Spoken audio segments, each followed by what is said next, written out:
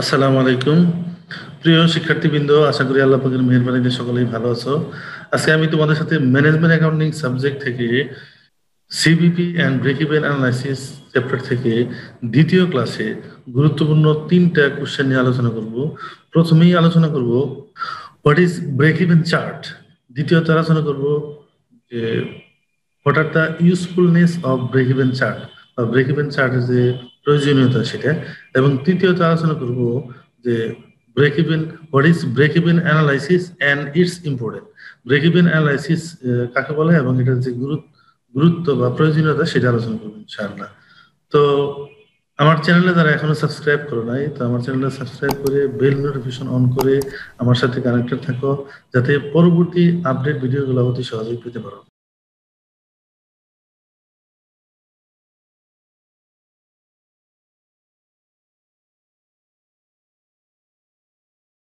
Break even chart, break even চার্টটা কিভাবে তৈরি করতে হয় বা ব্রেক ইভেন চার্ট কাকে বলে, what is a break even chart, break even chart কাকে বলে সেটা আমরা একটু দেখবো। The relation between revenue, cost, profit, and volume can be expressed graphically by preparing cost, volume, profit, CVP graph. এক্ষেত্রে বলছে যে আয়, ব্যয়, মুনাফা। খেয়াল করো, আমরা তো আগে তিনটা জিনিস শিখলাম, এই জায়গায় চারটা জিনিস অ্যাড করতেছি। একটা হলো আয়, কস্ট, ভলিউম, প্রফিট তো আমরা তিনটা শিখলাম, এই ক্ষেত্রে রেভিনিউটা অতিরিক্ত অ্যাড করছি। চারটা জিনিসের মধ্যে একটা রিলেশন গ্রাফিক্যাল পদ্ধতিতে যখন প্রেজেন্টেশন করা হয় সেটাকে আমরা ব্রেক ইভেন চার্ট বলি। যদি পরিষ্কার বাংলা অর্থ করতে চাই যে আয়, ব্যয়, মুনাফা এবং পরিমাণের মধ্যে সম্পর্কগুলি, ব্যয় মানে ব্যয় ভলিউম যেটা আছে, সেটাকে আমরা যখন গ্রাফিক্যালি প্রকাশ করা হয়, গ্রাফের মাধ্যমে প্রকাশ করা হয়, সেটাকে আমরা বলি সিভিপি গ্রাফ বা ব্রেক ইভেন চার্ট। এরপরে লিখছে যে এই CVP graph highlights CVP relation over wide range and activity can be give manager other perspective that can be obtained in no other way. এটি সিভিপি গ্রাফ যে কার্যকলাপ বিস্তৃত হয় এর পরিসরে সিভিপি সম্পর্ক হাইলাইট করে।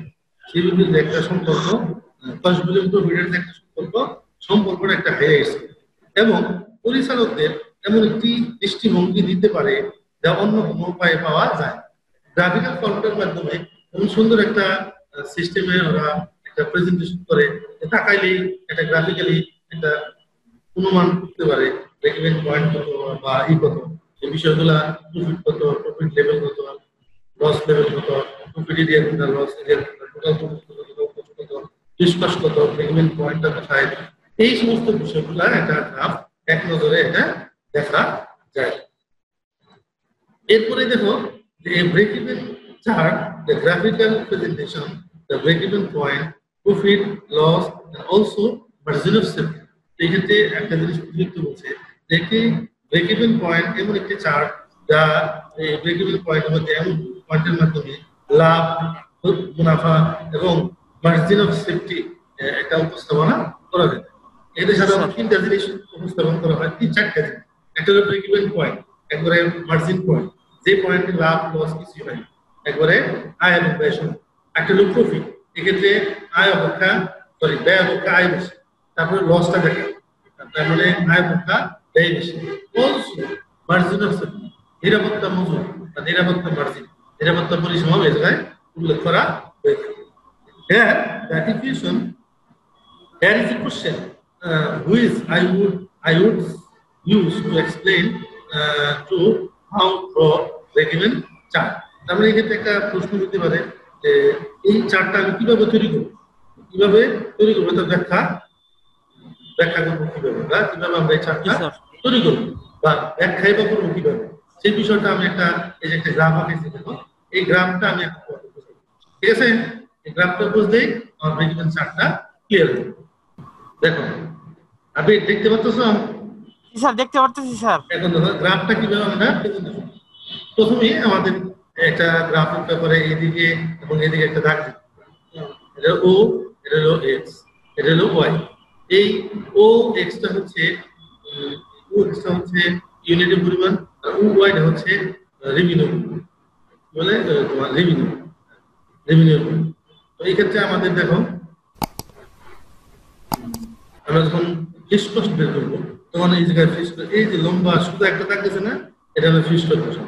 এরপরে আমরা এই জায়গা থেকে এই জায়গার কাছে এটা টোটাল রেভিনিউ, টোটাল এক্সপেন্স, এটা ফিক্স কস্ট, এটা টোটাল ভেরিয়েবল কস্ট দিতে পারো। জি স্যার। এটা টোটাল কস্ট। তো এইভাবে আমরা যখন এদিকে একটা বিন্দু তৈরি করতে হবে, এই জায়গায় একটা বিন্দু তৈরি, আমরা যখন এই টোটাল কস্টটা নিলাম, এদিকে এই জায়গায় থেকে আমরা এদিকে নিলাম ফিক্স কস্ট নিলাম, আর এই জায়গা থেকে আমরা ভেরিয়েবল টোটাল ভেরিয়েবল কস্ট নিলাম। তো এই ক্ষেত্রে যখন আমরা বিন্দু সৃষ্টি হবে, এই বিন্দুটা এদিকে মিলাবো। তো এইদিকে দেখো এই বিন্দুটা হচ্ছে ব্রেক ইভেন পয়েন্ট, এই বিন্দুটা হচ্ছে ব্রেক ইভেন পয়েন্ট। তো ব্রেক ইভেন পয়েন্টের এই যে এরিয়াটা, এই এরিয়াটা হচ্ছে লস এরিয়া, আর এই যে এরিয়াটা দেখতেছো এটা হলো প্রফিট এরিয়া। তারপরে এদিকে যে টোটাল এই এরিয়াটা দেখতেছো এটা হলো মার্জিন অফ সেফটি, এটা হলো মার্জিন অফ সেফটি। বুঝতে পারছো? এইভাবে আমরা ব্রেক ইভেন পয়েন্ট বুঝতে পারছি স্যার। তৈরি করতে পারবো। এইভাবে আমরা ব্রেক ইভেন পয়েন্ট বা ব্রেক ইভেন চার্ট তৈরি করতে পারবো। জি স্যার। ওকে, আশা করি বুঝতে পারছেন। হ্যাঁ জি স্যার।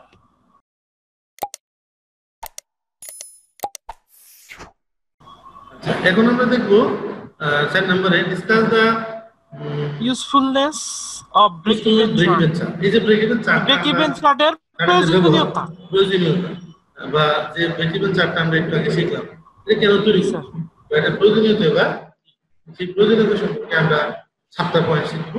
এর মাধ্যমে দেখবো কিভাবে কতটুকু প্রয়োজনীয়তা ব্রেক ইভেন চার্টে আছে।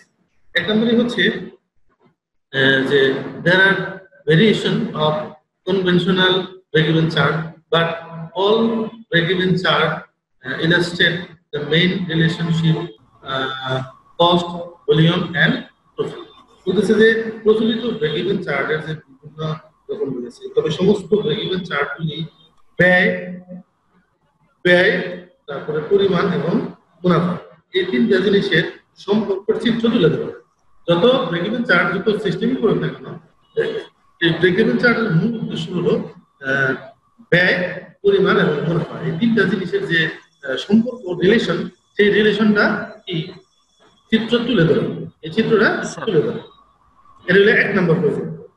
2 নম্বর হচ্ছে কম্পেয়ার প্রবাবিলিটি অফ প্রোডাক্ট। এক্ষেত্রে আমরা কি করতে পারি, যে পণ্যের সম্ভাবনা তুলনা করা যায়, পণ্যের সম্ভাবনা তুলনা করা যায়। এরপর কম্পেয়ার অ্যাকচুয়াল রেভিনিউ, কস্ট, তারপর profit with the budgeted revenue, cost and profit.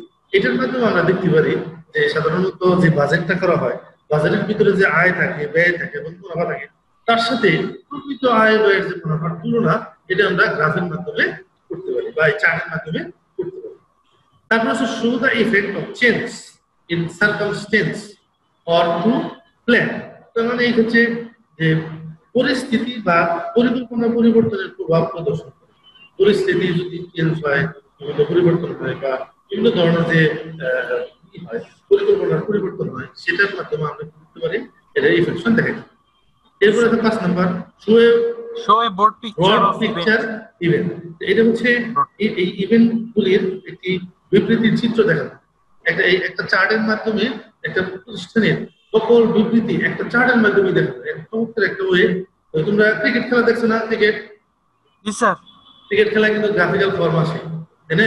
কত ওভারে কত রান করছে, কয়টা উইকেট গেছে, সুন্দর একটা গ্রাফ তাকাইলেই পুরো 50 ওভারের খেলার খবর জানো দেখা যায় যে কে কে কত রান করেছে। এরকম ব্রেক-ইভেন চার্টের মাধ্যমে তাকাইলে আমরা কি করতে পারি, এটা পুরো কোম্পানির বিস্তারিত একটা চিত্র এই জায়গায় আমরা তখন দেখতে পারি। 6 নম্বর হচ্ছে the equation of produce a precise break-even result। তার মানে এই ক্ষেত্রে যে সমীকরণ, এটা সমীকরণের মাধ্যমে, মানে সমীকরণটাকে সুনির্দিষ্ট ব্রেক-ইভেন রেজাল্ট প্রকাশ করে, ঠিক আছে, ফলাফল প্রকাশ করে, একটা রেজাল্ট, সুনির্দিষ্ট একটা রেজাল্ট প্রকাশ করে থাকে। 7 নম্বর হলো break-even analysis can be used assist মানে সাহায্য করে। এই ব্রেক-ইভেন পয়েন্ট অ্যানালাইসিস ব্যবহার করে ম্যানেজারকে সাহায্য করে when taking important decision। যখন তারা খুব গুরুত্বপূর্ণ সিদ্ধান্ত নেয়, সাজেস্ট যেমন এক ধরনের সিদ্ধান্ত হতে পারে, একটা লোকেশন ডিসিশন হতে পারে, where to buy new equipment and which project to invest in. তার মানে এক্ষেত্রে নতুন যখন কোনো সরঞ্জাম বা ইকুইপমেন্ট কেনা উচিত বা কোনো প্রকল্প বিনিয়োগ করতে হবে, সেই গুরুত্বপূর্ণ সিদ্ধান্ত নেওয়ার আগে পরিচালকদের এই ব্রেক ইভেন পয়েন্টের মাধ্যমে বিশ্লেষণ করে এটা সহযোগিতা করতে পারে। খুব গুরুত্বপূর্ণ প্রত্যেকটাই যে সাতটা আমরা বললাম, সাতটাই অনেক গুরুত্বপূর্ণ বিষয়। গুরুত্বপূর্ণ বিষয়গুলো সাধারণত আমরা সুবিধা পাই থাকি ব্রেক ইভেন পয়েন্ট চার্টের মাধ্যমে সুবিধাগুলো পাই থাকি। বুঝতে পারছো? জি স্যার। আচ্ছা,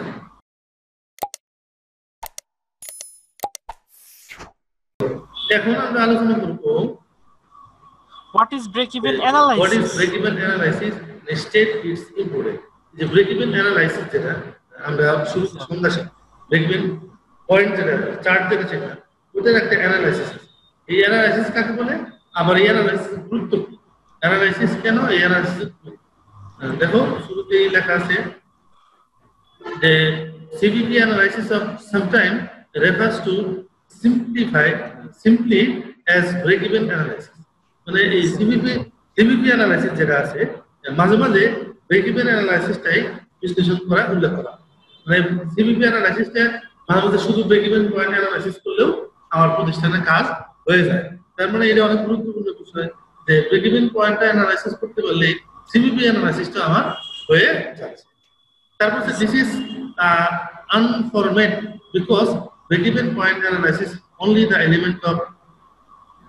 one element of CVP analysis, although the important is element. বলতেছে যে এটি দুর্ভাগ্যজনক কারণ ব্রেক ইভেন পয়েন্ট এমন একটি বিশ্লেষণ CVP বিশ্লেষণ কেবল একটা উপাদান, যদি এর একটি গুরুত্বপূর্ণ পয়েন্ট হচ্ছে যে ব্রেক ইভেন যে বিশ্লেষণটা এটা CVP অ্যানালাইসিসের একটা বিশ্লেষণ। তো যদিও একটা বিশ্লেষণ, তবুও এই বিশ্লেষণটা অনেক গুরুত্বপূর্ণ ভূমিকা পালন করে থাকে। Break even point, break even analysis is designed to answer question. Break even পয়েন্টটা এমন বিশ্লেষণ প্রশ্নের উত্তরে ডিজাইন করা হয়, প্রশ্ন উত্তর ডিজাইনের মাধ্যমে করা হয় যে আমার ব্রেক ইভেন পয়েন্ট কত, তো ব্রেক ইভেন পয়েন্টটা পজিটিভ হয় তাহলে ভালো, নেগেটিভ হলে ভালো। ব্রেক ইভেন পয়েন্টটা আমার যদি 0 হয় তাহলে তো আমার হইলো তোমার লাভ লস সমান, আর যদি এটা নেগেটিভ হয় তাহলে ভালো অবস্থা না, আর যদি ব্রেক ইভেন পয়েন্টটা পজিটিভ হয় তাহলে প্রতিষ্ঠানের প্রজেক্টটা। জি স্যার। মানে একটা প্রশ্নের উত্তরের মাধ্যমে আমরা কি করতে পারি, পুরো চিত্রটা বিশ্লেষণ করতে পারলাম। তারপর আছে analysis of determine the point at which the revenue received equal the cost association with the receipt the revenue. তার মানে যে উপার্জনগুলো হচ্ছে, যে আয়গুলো হচ্ছে, আয় কি উপার্জন কি, আয় কিভাবে হয়েছে তা নির্ধারণ করার জন্য একটা বিশ্লেষণ আয় থেকে প্রাপ্ত ব্যয়ের সমান। তার মানে এই ক্ষেত্রে যে পরিমাণ আয় হলো ওই আয়টা equal cost association of receiving revenue. যত ব্যয় হয়েছে ওই যত আয় হয়েছে ওই ব্যয়টাও ঠিক ওই আয়ের সমান হবে, ব্যয়টাও আয়ের সমান হবে। আর ওইটাকে আমরা বলবো break even point, break even analysis. আয় এবং ব্যয় অবশ্যই কি সমান হবে। তারপরে break even analysis calculate what is known as the margin of safety, the amount that revenue exceed the break even point. বলতেছে যে মার্জিন ব্রেক ইভেন পয়েন্টটা সাধারণত মার্জিন অফ সেফটি গণনা করে এবং যা সুরক্ষা মার্জিন হিসেবে পরিচিত, মার্জিন অফ সেফটি নামে পরিচিত। এই পরিমাণটি যে পরিমাণ উপার্জন বা ব্রেক ইভেন পয়েন্টের বিন্দু ছাড়িয়ে যায় সেই পরিমাণটাই হচ্ছে আমার কি margin of safety. Break even পয়েন্টটা যদি আমার রেভিনিউ ক্রস করে তাহলে বুঝতে হবে এটা মার্জিন অফ সেফটির জায়গায় চলে গেছে। মার্জিন অফ সেফটি হলো ওই জায়গাটা যেটা আমরা কি ব্রেক ইভেন পয়েন্ট ক্রস করবো, যে পরিমাণ ক্রস করলো ওই পরিমাণটাই হচ্ছে আমার মার্জিন অফ সেফটি। উদাহরণস্বরূপ আমরা যদি বলি যে ব্রেক ইভেন পয়েন্ট বেরোলো 20,000 ইউনিট আর আমার বিক্রয় যদি হয় 25,000 ইউনিট, তাহলে যে অতিরিক্ত 5,000 ইউনিট, এই অতিরিক্ত 5,000 ইউনিটটাই হচ্ছে মার্জিন অফ সেফটির পরিমাণ। বুঝতে পারছো? জি স্যার।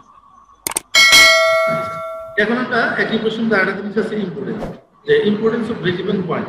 এই যে ব্রেক ইভেন পয়েন্ট